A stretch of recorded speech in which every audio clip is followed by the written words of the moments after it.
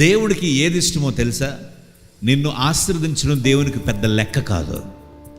నువ్వు చేసిన ప్రార్థనకు జవాబు ఇవ్వటం దేవునికి పెద్ద లెక్క కాదు. అది అసలు మ్యాటరే కాదు.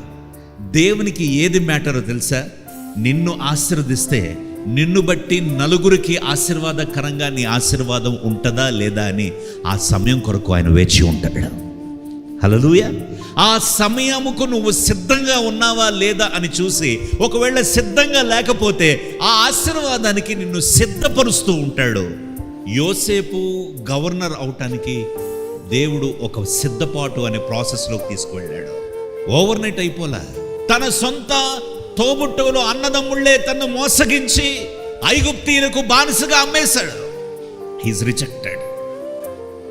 బట్ నిబద్ధత, ప్రార్థనలో ఏమాత్రం తన పరిశుద్ధతలో ఎక్కడ సాక్ష్యాన్ని కోల్పోలేదు.